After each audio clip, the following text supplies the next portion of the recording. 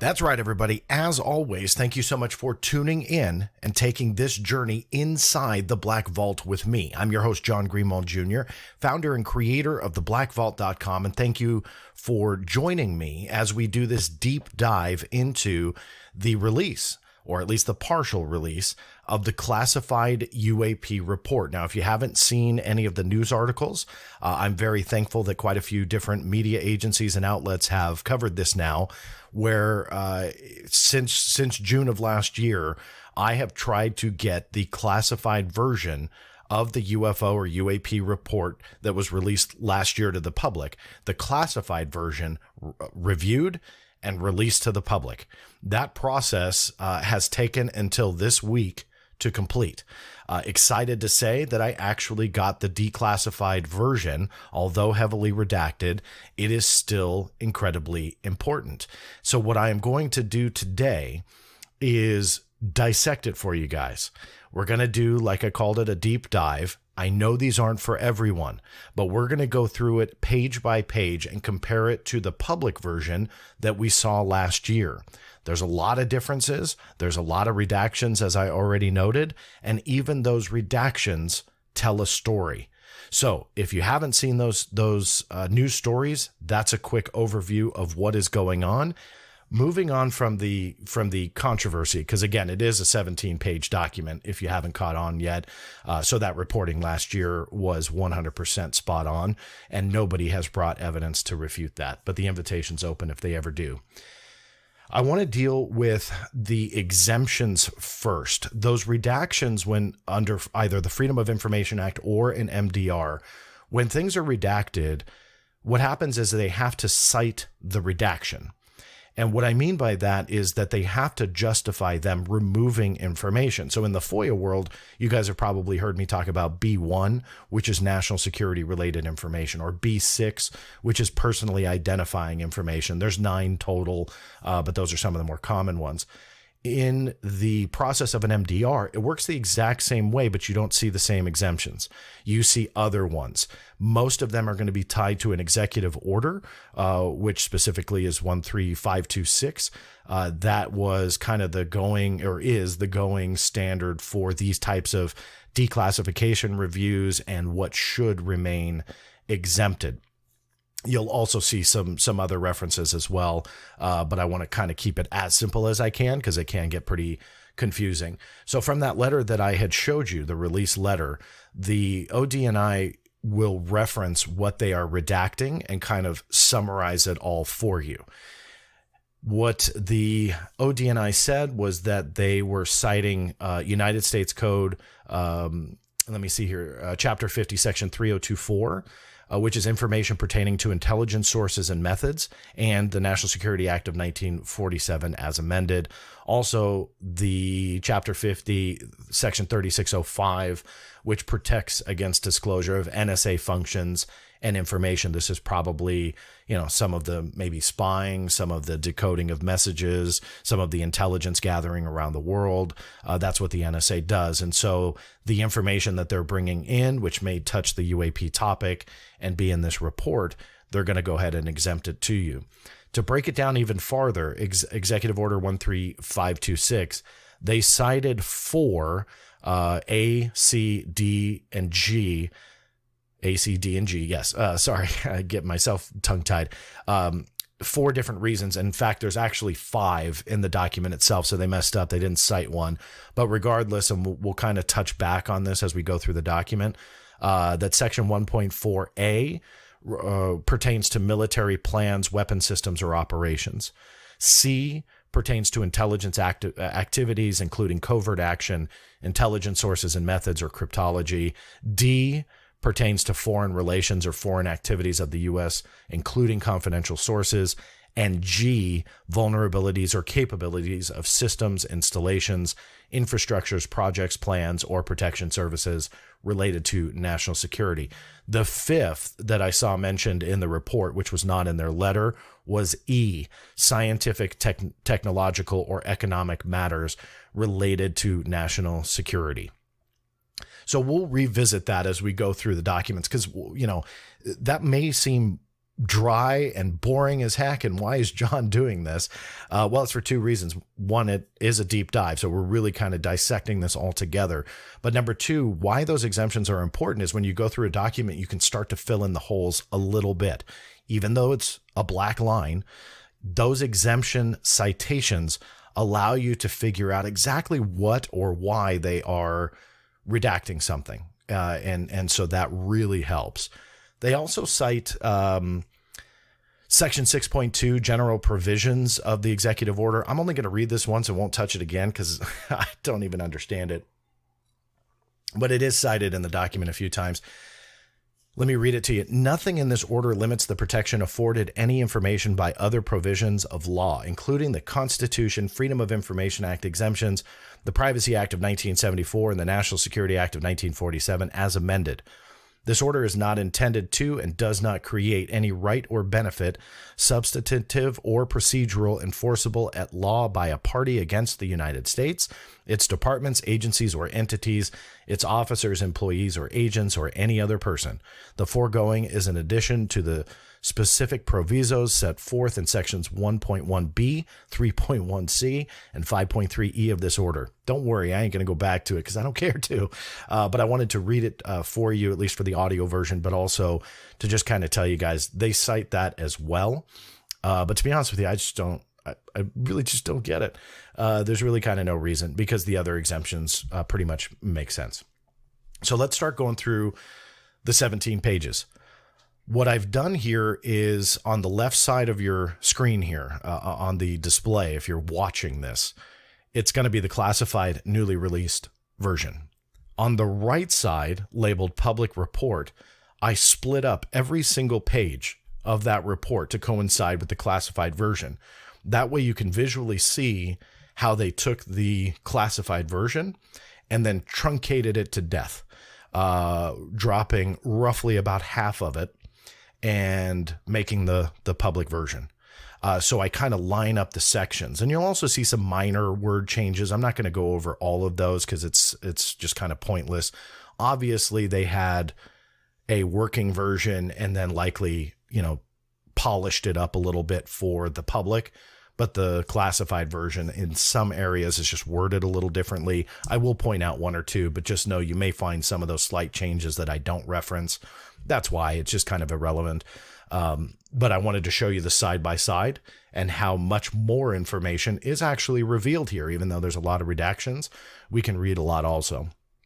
A couple things I'll point out about the cover page. This here is the classification. It is referenced as that section 3024I, protection of intelligence sources and methods.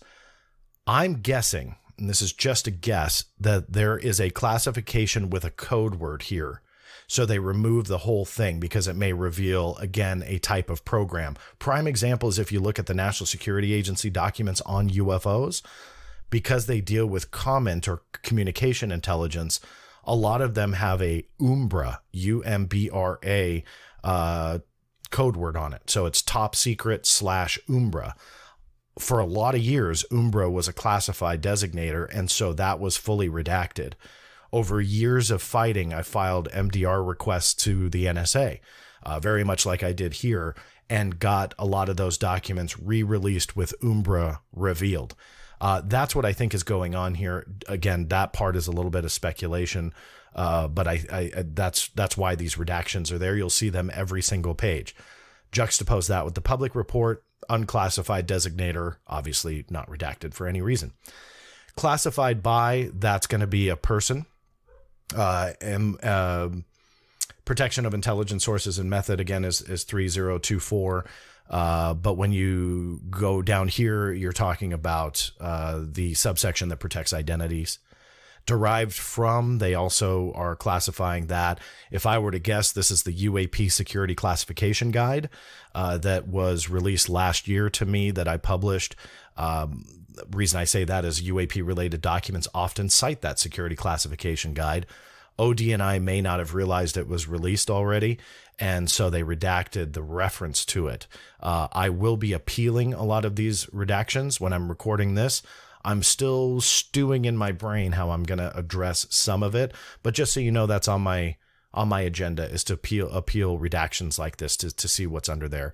Declassify on, generally that's 30 plus years into the future, and they redacted that date for whatever reason. But anyway, just a quick rundown of what you're seeing there.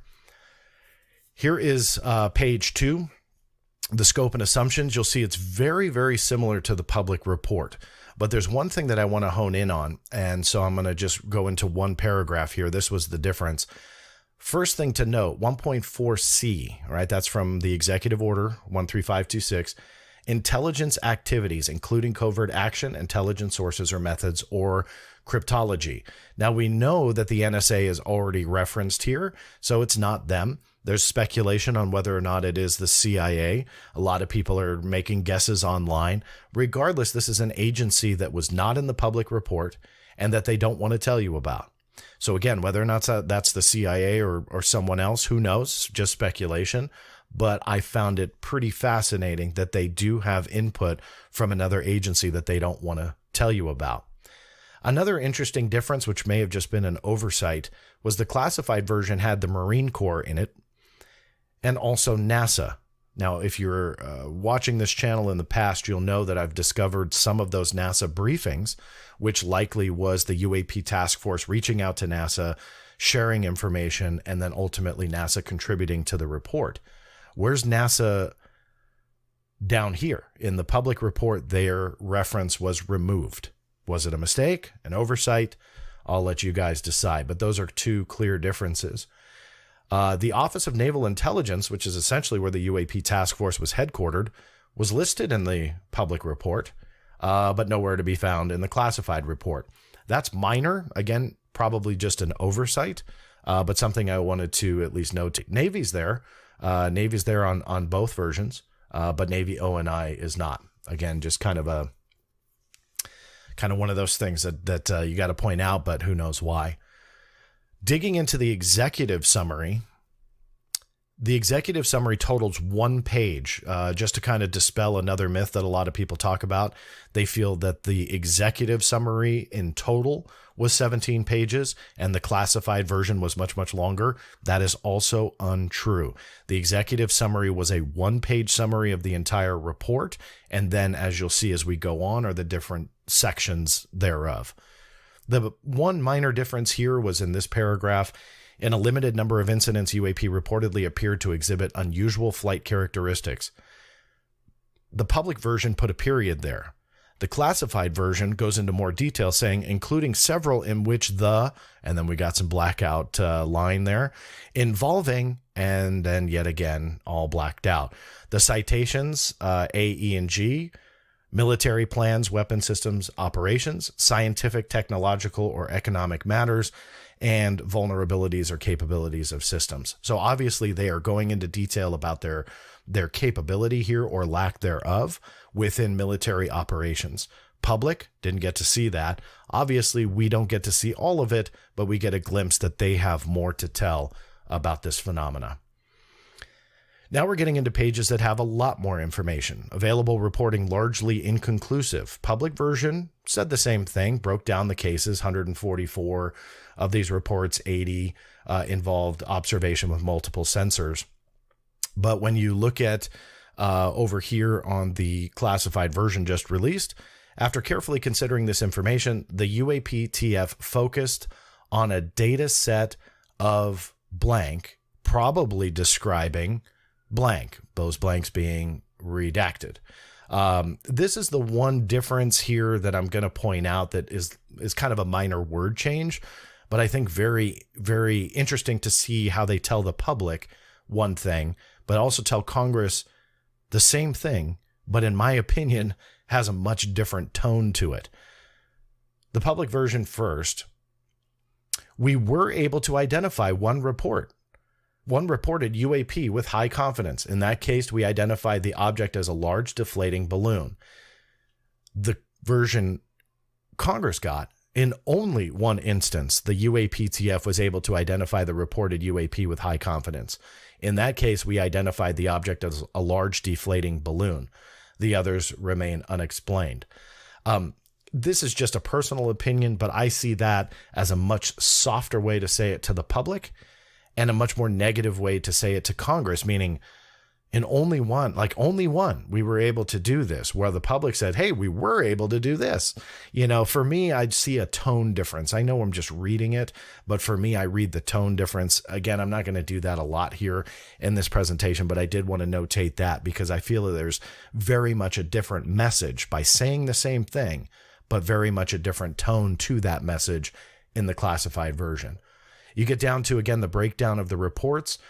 You'll see here that in the classified version of these 80 reports involved observations with multiple sensors. Public version had a period there.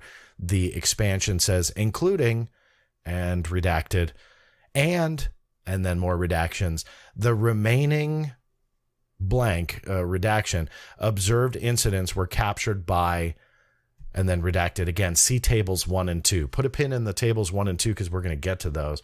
But the area here, when you talk about military plans, weapon systems, and operations, the citation here under A, we're obviously getting to the capabilities of our military.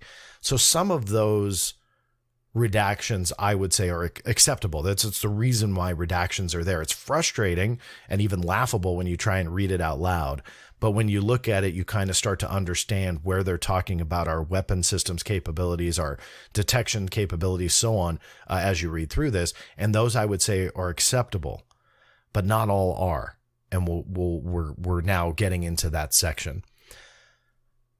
In the classified version, not in the public, of the 144 U.S. government reports, we don't know how many, originated from, because it's redacted, originated from Navy range fowler reports, which provide basic information such as the time, date, location, description, and what occurred during the event. Again, a redacted number. Reports were from a combination of Air Force, Marine Corps, Coast Guard, and other agencies.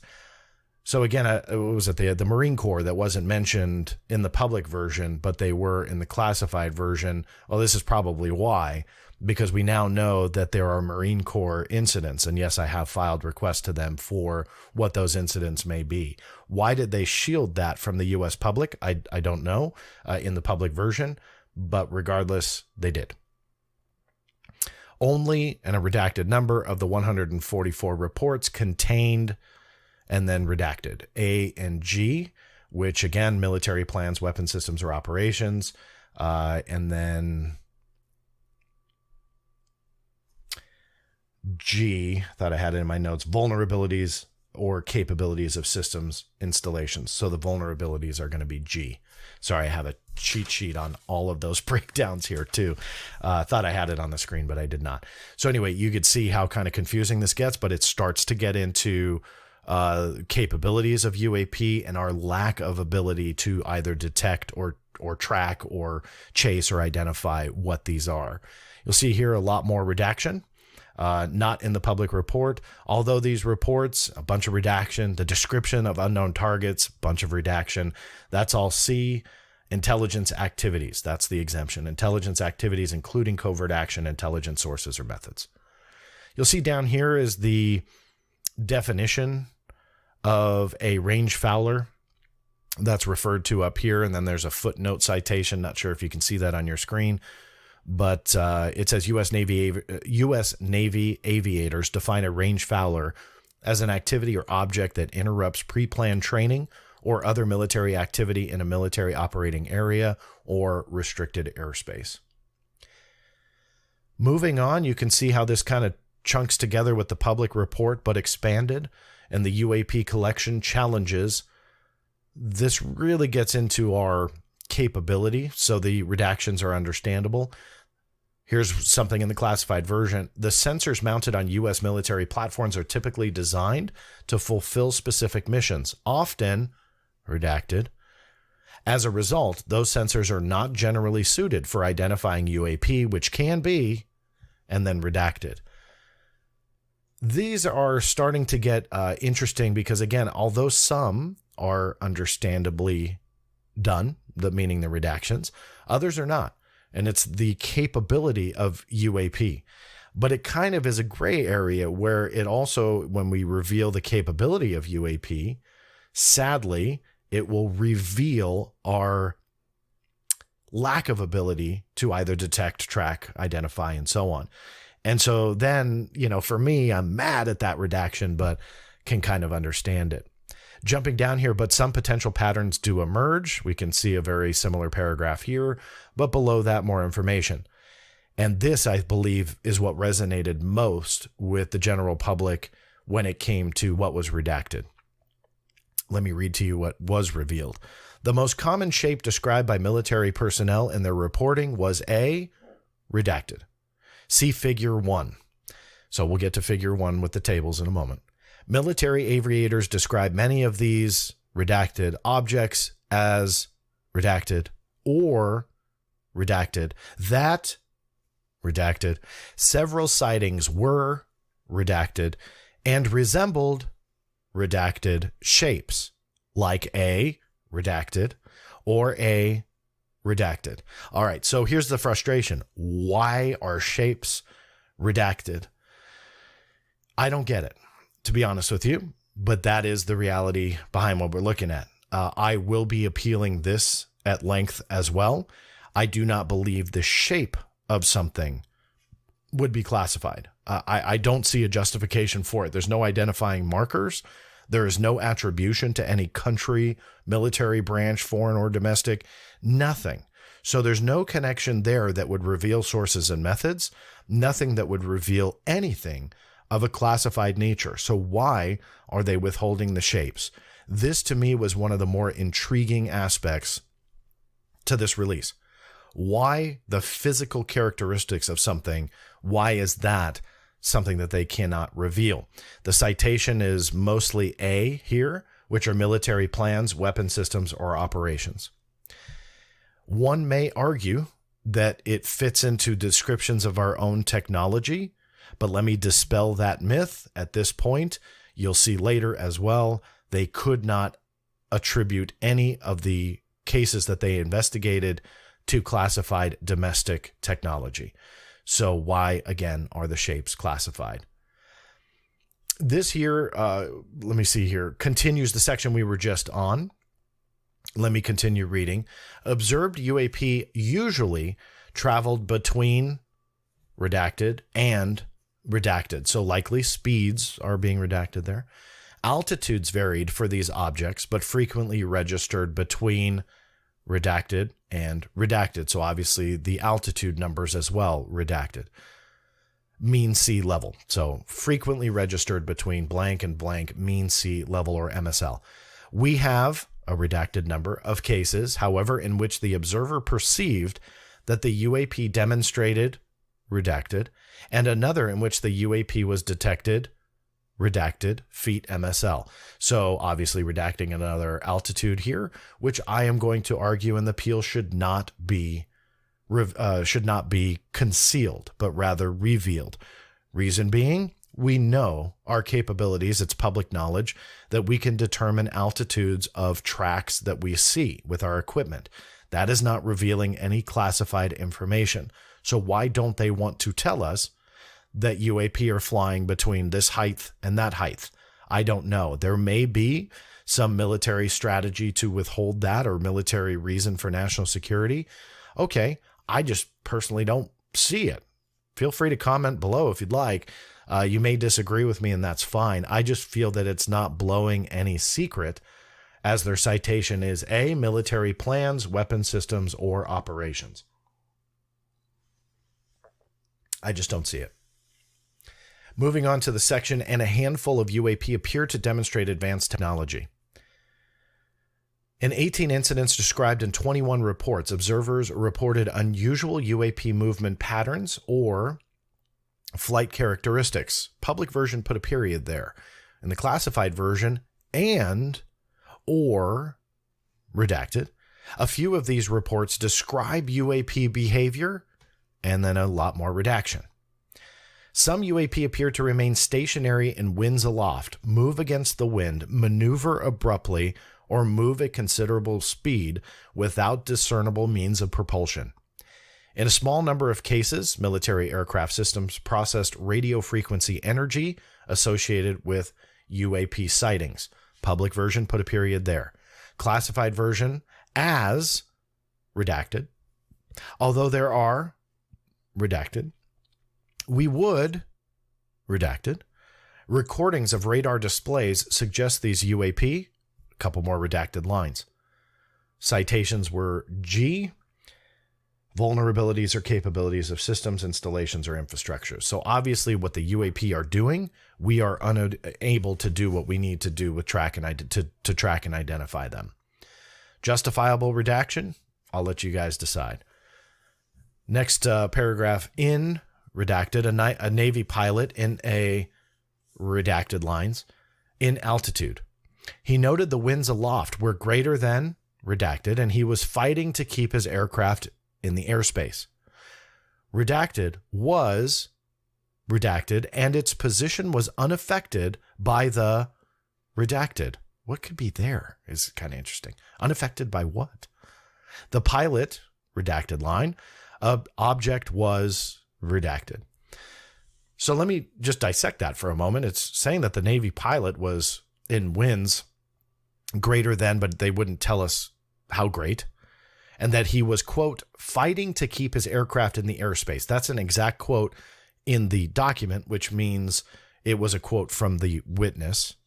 But it seems when you read the redacted lines that the UAP, whatever that was unaffected by the wind. Did we shoot at it? Unaffected by what? Radar jamming? It's a very small redaction. It's right here. Position was unaffected by the, it looks like you could probably only fit, what, 3, 4, 5, 6, maybe 6 characters there. So if it was winds, why would you redact it? I'm not really sure. The citation is A and G, military plans, weapon systems, or operations. G, vulnerabilities or capabilities. So what's there?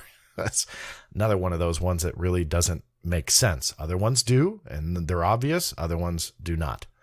Moving on, in redacted, a Navy report documented, redacted, but then appeared to change course and speed. Redacted from redacted. These are longer redactions. They don't look like speed and numbers, maybe, but it just looks a little bit longer. Regardless, you can see here, obviously, intelligently controlled. So not a balloon, not a trash bag flying in the wind, drone, of course, maybe. But regardless, you are seeing intelligently controlled craft that are being encountered. So just punching that point. Moving on, in blank or redacted, a UAP exhibited, redacted. According to redacted, the UAPTF has a redacted number, additional reports of aircraft indicating redacted that appear to redacted. I'm giving you these kind of rough readings, again, not only for the audio version, but to see how some of this just doesn't make sense, that we should not be encroaching on classified information here, that we should be able to talk about the characteristics of what they are seeing. When we talk about vulnerabilities, okay, I can understand that, but some of these characteristics, in my opinion, should not be redacted. Moving on to this last paragraph before we turn the page. The UAPTF holds a small amount of data that appear to show UAP demonstrating acceleration or a degree of signature management. Public version, put a period there. Redacted version, classified version comes in with some redacted lines. However, this, and then another redacted line, and then it goes on from there. According to redacted, during a redacted incident, the UAP, what is the descriptor here, which doesn't make sense. But again, redacted. So during a whatever redaction here, incident, the UAP from the aircraft, redacted. Shows the object, redacted. A 2004 UAP event reportedly demonstrated, redacted. 2004, I think we can all safely assume that is the Nimitz encounter. So they're dealing with a couple different incidents here, kind of giving a summation of them and the characteristics of UAP and potentially our vulnerabilities. Moving on, according to U.S. Navy reporting, during redacted hours in redacted, A helicopter pilot, now that's new. A helicopter pilot and 2 weapon systems officers, or WSOs or WISOs, visually observed several, keyword, redacted. Several what? Redacted. Objects moving approximately, and redacted. One of the WISOs, redacted. Approximately, redacted. 5 redacted objects, which, redacted. The WISO reported he, redacted, but, redacted. The pilot and the other WISO, redacted. The, redacted objects. So now so let's dissect this as silly as that just read. Five what objects? Not really sure, but there are 5 objects. Obviously, it's mentioned here. Can we safely deduce that those are the UAP that were encountered? So 5 UAP objects of some kind? I think that may be a safe assumption. It was a helicopter pilot, so there's not many of those around. We keep hearing about the F-18 encounters over the years, but not a helicopter. So that seemingly is a new case, or not one that's ringing a bell for me. And then talks about what the weapon system officers, they were doing something, but essentially nothing was working. So when you read that, as silly as it sounds, read between the lines, so to speak, and you can start seeing some interesting encounters be revealed. Moving on to the next section, you can see here juxtaposing the public report with the classified. UAP probably lack a single explanation. That's a given, and so I was glad to see that in there. But you'll see here it comes in the classified version, numerous paragraphs, full paragraphs, fully redacted. The citations were military plans, weapon systems or operations, intelligence activities, including covert action or sources and methods, and G, vulnerabilities or capabilities. So it's pretty much like everything that is being cited here, and that is broken down in 2 different paragraphs, but fully redacted. Now we're getting into the explanations, the breakdown of the explanations of what UAP are. These are essentially the categories, right? Where do they fit? Not everything is, unknown for good. So they brought a list of the possible explanations. In the public report, it was reflected as well. Airborne clutter. These objects include birds, balloons, recreational unmanned aerial vehicles, UAVs, or airborne debris like plastic bags that muddle a scene and affect an operator's ability to identify true targets, such as enemy aircraft. Public version put a period there. The classified version expanded on airborne clutter. This category can also include, and a bunch of redactions, we recognize that, bunch of redaction, with the, and the rest is redacted. Not sure what they can redact on airborne clutter, but there you have it. The next paragraph, also under airborne clutter, we have examples of pilots who stated that they redacted. G would be, which is the citation on these redactions, vulnerabilities or capabilities of systems. Okay, maybe somehow that's justifiable, but I just found it silly. The next category, natural atmospheric phenomena. Natural atmospheric phenomena includes ice crystals, moisture, and thermal fluctuations that may register on some infrared and radar systems. Public report, put a period there. Classified report gave another line and a half, all redacted. Underneath that was a really bizarre deletion from the public version, which was released in the classified version. Under natural atmospheric phenomena, although we cannot definitively classify any UAP occurrences in our data set as caused by atmospheric phenomena, we also cannot rule out the possibility that these factors may account for some of what pilots have observed. Well, of course it could account for some, that's why it's there. But still, the key part here is that you could not identify one, not a single one. So is that vulnerabilities or your, vulnerabilities or capabilities of your system or lack of capabilities? Maybe, but why would you need to take that out of the report, the public version? Not really sure. Interesting nonetheless that was taken out. Next reason, U.S. government or industry developmental programs.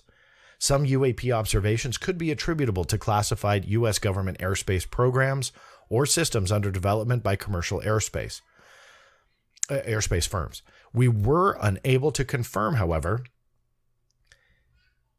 that these systems accounted for any of the UAP reports we collected. Public version put a period there. Classified version goes on.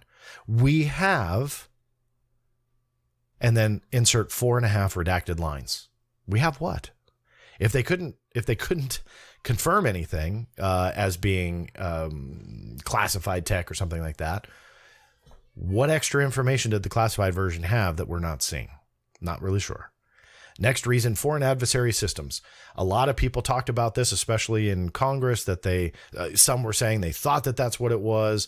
When it came to UAPs, others said that it was not China or Russia. So what is it? A lot of speculation there. But within the report, foreign adversary systems, some UAP may be intelligent collection platforms developed by China, Russia, another nation, or non-governmental entity. Public version put a period there. Classified version went on. They could also be a what? Redacted lines worth of redaction. Although, and then a couple more redacted lines. In addition, and a few more redacted lines after that. So they definitely expand this section, but we don't know why. We have no idea why. Even though it doesn't say it here, later in the report, and I'll get to that in a moment, but later in the report, it does say that not a single incident they were able to connect to any foreign adversary system. So obviously that is something that, although they tried to do, were unable to do it. And then going on, the other category remained exactly the same. UAP threatened flight safety and possibly national security. That section here was expanded. Ongoing airspace concerns. We have, in the classified version, we have documented flight safety concerns and insert a couple redacted lines there. And then it goes on to what was in the public report. When aviators encounter safety hazards, they are required to report these concerns. Towards the end of the paragraph, you'll see some extra information, primarily all redacted. Next paragraph, same deal. And then redacted. A pilot briefly observed, couple redacted lines. However, and then redacted. What it's showing here is that Congress, the Senate, they were getting additional information about the cases and what was going on. The fact that they didn't change that a lot of the categories and explanations existed, the mundane explanations, they still couldn't fit anything into those categories. So what are they redacting here? Again, it could just be vulnerabilities, and that's fine. But why aren't they telling us what exactly these pilots were observing? What is so classified about that? Because they can't fit it into any category. If it was a Russian drone technology, classified technology, we were seeing it with classified systems. Okay, maybe some of that is justifiable. But again, they say none of that was doable. They were not able to connect any foreign adversary to the 143 remaining cases. Why? Is it really just our vulnerability? I would really hope not. Next section, potential national security challenges. You see up top here, definitely identical or near identical to the public report, followed by a pretty big full paragraph, fully redacted. Intelligence activities, intelligence sources and methods, and vulnerabilities or capabilities of systems, all cited here and all removed. Explaining UAP will require analytic collection and resource investment section, top of which pretty much echoes the public version. We have an extra paragraph here. Given the redacted, the UAPTF also plans to explore how best to leverage the capabilities of non-DoD departments and agencies to enable effective and efficient transfer of data and, redacted, among the DoD, redacted, and the law enforcement community. So obviously here, I'm not really sure. Citation, intelligence activities, intelligence sources and methods, and cryptology. I don't understand where the sharing of information is something that they wanted to omit from the public version. Maybe some of the systems that they utilized, I can understand. That explains some of these redactions, but why they want that removed of the coordination, not really sure. Moving on, the expand collection section, you'll see again, top is very reminiscent to the public report. Underneath that, big fat black square, all redacted. So definitely some expanding of the collection. Now, just to remind you what that said, the UAPTF is looking for novel ways to increase collection of UAP cluster areas when U.S. forces are not present as a way to baseline standard UAP activity and mitigate collection bias in the data set. So essentially, if they're only collecting data from military installations, it's going to be a bias towards military installations because that's all they look at. So they're trying to set up ways to collect information. That was in the public report. What's down here obviously was not. Here's another one for you FOIA people out there. Some of you may find it briefly interesting, but the FOIA people, this is what you look for. Increase investment in research and development. Public version had the same paragraph with one difference. The UAPTF has indicated that additional funding for research and development could further the mission objectives defined by a Deputy Secretary of Defense Action Memo 23 July 2020. Such investments should be guided by a UAP collection strategy, UAP R&D technical roadmap, and a UAP program guide. This highlighted section here, that memo, has never, and has yet to be released to the public, nor was it even known. And so this is the kind of stuff that was removed in the public version, which indicates this is likely a classified memorandum that they did not want out into the public. My case with ODNI brought its existence out to the public. I've already filed a case for this. We'll see if it's declassified. I'm hopeful it is. It's possible if it is a classified memo, it was classified because at the time it was written, the UAP research effort or the task force may have been a classified topic at the time. Later, it was obviously revealed, but that is something that for, again, the FOIA people out there, you really look for. For the UAP, UFO crowd, that's just interesting because there's more documents hopefully to come. Now, remember I talked about the tables and some of the pins I told you to put in while we were talking about the report. You'll see nothing here on the public side because this is all brand new. This was just in the classified version, and it breaks down UAP reports by. This could be pilots. I mean, again, this is just purely speculation, but maybe just, were these a pilot category, a ground observer, radar tech operator, who knows? But they have what appears to be 4 different categories of UFO observations by, maybe sensors is another one, radar only, whatever the 4 categories are. And then underneath that are likely the numbers. So you'll see here the heading in the table, you see a blue color there for watching visually. These are probably, again, those categories. This is probably the number. Jumping down here, UAP detected by, and then it was redacted. Unidentified aerial phenomena, redacted headers here. In over half of the 144 reports from U.S. government observers, redacted. Unidentified aerial phenomena. Then a bunch of redaction. So this could likely be maybe another table. The headers classified, who knows? But obviously a lot of information here they do not want you to know. Figure 1 is likely the most controversial redaction, one that everybody wants to see. I've already briefly mentioned it.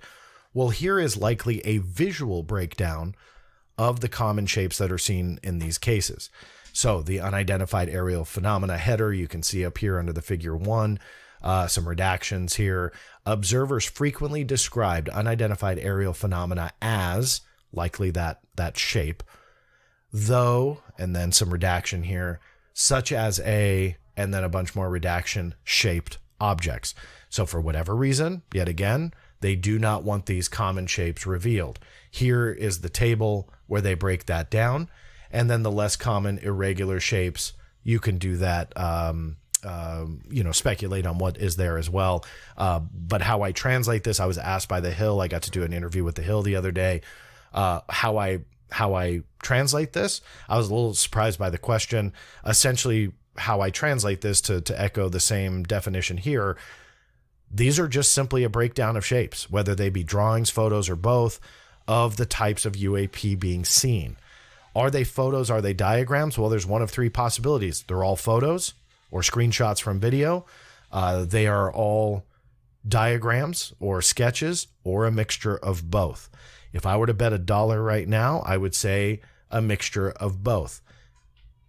The less common irregular shapes, same deal, probably maybe a one-off encounter or something very, very minimal, but they wanted to notate it as well. My guess is it's a mixture of both.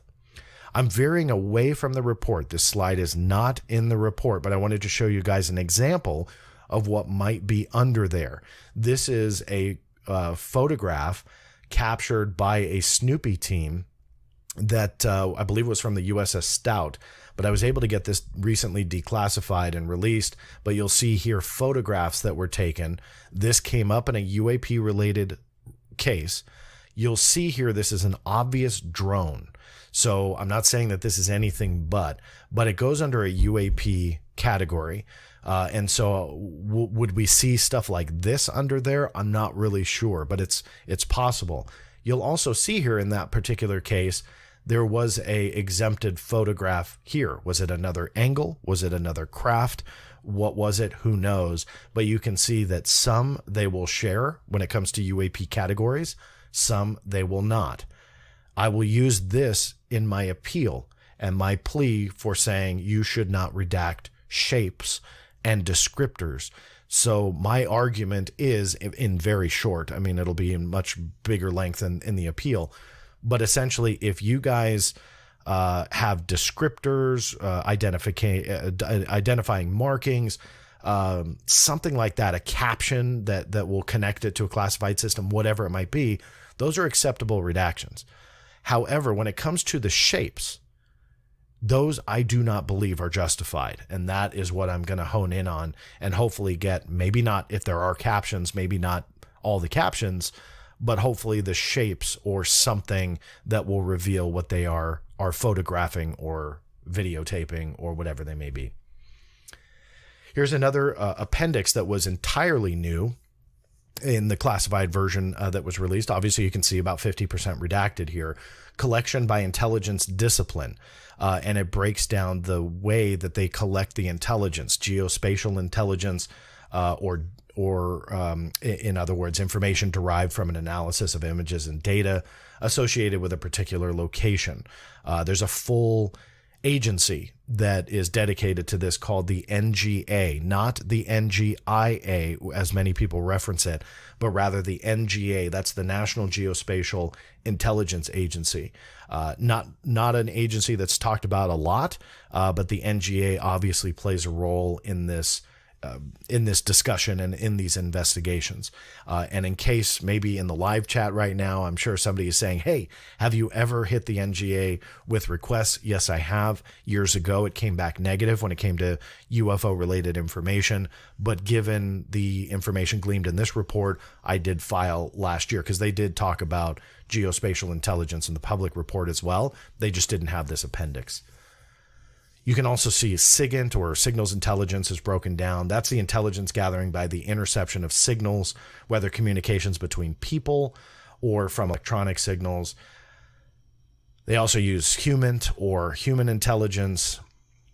That is intelligence gathered by means of interpersonal contact. MASINT, or MASINT, measurement and signals intelligence. I'm going to read to you the exact Department of Defense definition for this one. This is measurement and signal intelligence. It's the scientific and technical intelligence information obtained by quantitative and qualitative analysis of data collected by specific technical sensors. The data are collected to identify distinctive features of the source, emitter, or sender, and to facilitate its subsequent identification and or measurement. So that is a breakdown of MASINT or MASINT. Appendix B also is brand new. Federal Bureau of Investigation Support of Attribution Efforts. Given the national security implications associated with potential threats posed by UAP operating in close proximity to sensitive military activities, installations, critical infrastructure, or national security sites, the FBI is positioned to use its investigative capabilities and authorities to support deliberate DoD and interagency efforts to determine attribution. In other words, they're calling on the FBI to help out with this effort. Although they were briefly mentioned in the public report, that mention was only a line or two. However, in this appendix, obviously you can see a lot is redacted, but expanded. So obviously for an investigator like me, this gives me a new target, even though I already have hit them with FOIA requests last year based on their mention in the report. This shows me that they have a much bigger involvement in the UAP effort, the research effort. And whether or not that continues on after the UAP task force and this AOI MSG office that is seemingly still getting their feet on the ground, the FBI is going to be heavily involved. I'm a little surprised at that because there are investigative arms within the Navy and within the Air Force that can do those types of investigations. In fact, even when you're talking about, because the report talked about it, UAVs, commercial UAVs, I've gotten NCIS, the Navy Criminal Investigative Service, I've gotten those NCIS reports investigating a commercial level drone going into a naval installation. So I've gotten those before, not UAP or UFOs in the sense that we're talking about it, but regardless, they do that type of investigation. So their involvement of the FBI was a little bit surprising to me, but maybe they're expanding outside the walls of the U.S. military, and so they have to get involved a law enforcement agency like that. So that's understandable. I was still surprised nonetheless. Here's a side-by-side of the public report, which in the public report was Appendix A. In the classified was Appendix C, the definition of key terms. Really, the only difference here was the inclusion of range fowler in the classified version, even though you can see here they kept it as a footnote. Why, I'm not sure. I think it was an oversight. But regardless, there is an addition of likely another word or terminology, a key term, if you will, that is 100% redacted from the word or phrase itself through the definition. So completely removed there. Pretty interesting. Maybe the citation is military plans, weapon systems, or operations, and vulnerabilities or capabilities of systems. That to me doesn't make sense unless they have some kind of phrasing that talks about their vulnerability. Not really sure. So that citation I'm also fighting in the appeal because I think the definition of something shouldn't be classified when it comes to vulnerabilities or military plans. There are classified keywords, and there have been in the past that have been declassified, but when it comes to this, it didn't make sense, so I'm going to fight that as well. Appendix B in the public report was Appendix D in the classified version. This was a breakdown of the Senate report accompanying the Intelligence Authorization Act for fiscal year 2021. Again, was identical, no changes there, and that brings us to the end. Hopefully with that deep dive, it gives you guys an understanding that even though it's frustrating at first glance, you see this information, you see how much redaction there is, and it's frustrating. But very much like the public report when we got that, after that frustration that it was only 9 pages with the public report, and I was frustrated as well, you walk away, you take a deep breath, you come back, sit down, and you start digesting the information. For me, if you guys recall from that video, for those who saw it, it spawned over 50 Freedom of Information Act requests to about 13 or 14 different agencies and military branches. My point is that at first glance, things can be frustrating or seemingly worthless. But when you come back and really look, you now have a partial glimpse into what is being bantered about in classified material and given to the Senate and other members of the House. And when you digest that, you realize that there is much more to the story, that they are getting much more to the story. A news channel, I'm not going to say it now, it should air by the time this drops, but I'll give it in the live chat if it does. I just never like to talk about it until it actually airs. So a newscaster asked me today, what about the senators that have come out or congressmen that have come out and said, hey, there's really a high likelihood that this is just, either a classified piece of technology or a foreign adversary, and everybody's kind of going to the alien route, but evidence kind of points elsewhere. Of course, that's a paraphrased question and quote, but there have been those that have come out and said that. There's also been those that have come out and said, no, it's not that. But regardless, they had asked me today, hey, how do you respond to that? And my response is simple, and this is the value of a document like this, that even though it is heavily redacted, it shows you that what those politicians are saying that have that angle, that there is a high likelihood of either a foreign adversary or our own technology maybe being rumored about and so on. Not a single case in the classified version was referenced as being either. Not one. Now, there may be certain logical reasons on why, but regardless, when you look at that fact and you see those politicians telling you before this came out, telling you, oh, it's a high likelihood of that. But now we've learned that the public version did not go into the level of detail that they got in the classified version. And in that classified version, not a single shred of evidence will reinforce what they are saying. Not anything. The military was not able to peg one foreign adversarial drone or piece of technology or technological platform to any of the UAP that were investigated. In addition, they were not able to peg one single case on any classified piece of U.S. technology. That to me is a fascinating revelation, that with the resources behind the U.S. government and the U.S. military, they still could not fit the cases into their own breakdown of mundane explanations, of logical explanations. They couldn't do it, not once. So I think we have to look at that and see value, that even though we can't see under all of the black, that we can't see all under every redaction, we can start filling in some of the blanks and then start to question why. Why will they not give us the capability of some of these craft?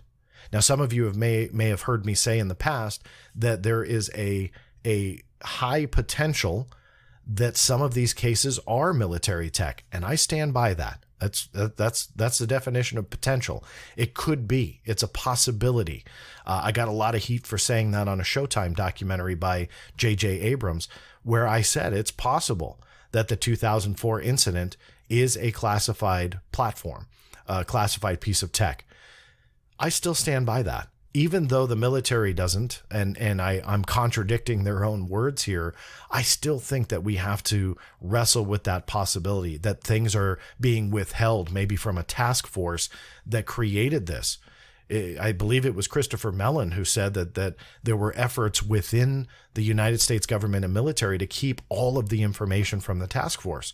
Well, if that's true, then we still have a possibility there. So I've been called out by some of my haters about that and wanted to quickly address it, as I don't feel that it's a contradiction to accept the report says one thing, but also the realization that the report could be wrong. Because if what Christopher Mellon is saying and those surrounding him have told him that the task force did not get all of the information, it is quite possible that a highly classified platform or piece of technology was withheld from them. And so when they create a document like this, even though it's going to Congress, do you really think the military cares if Congress is misinformed? That when they create it and they are not given every piece of the puzzle, that there are going to be errors. And I think that that's why I stand by the possibility that some of this is potentially a classified platform or piece of technology that we are not aware of yet, or even that the task force was being told about. All possibilities, all good ideas, not only from me, but from a lot of people out there. But at the end of the day, it's speculation because we just don't know yet. I will keep you guys informed of the appeal process as well. As of the recording of this, I have 90 days to respond with an appeal. I will likely not wait anywhere near that, but I like to take a deep breath sometimes, sleep on it, read the document a few times, and you know what? Even doing videos like this allow me to see things while I'm talking to all of you and to see your questions that give me ideas on how to fight some of these redactions and sometimes see things that I didn't see the first, the second, or the 3,000th time I've read something. Doing this is definitely a help for me as well. So thank you guys for sticking through this deep dive. I don't do this level of detail often, but I feel with this particular document, it was definitely warranted. And hopefully it gave you guys an idea that even though it is frustrating, as I mentioned, you look at the information and really dissect every character, and it tells a much different story than just oh, they're holding it from us and I'm really mad. Rather, it tells a story in itself.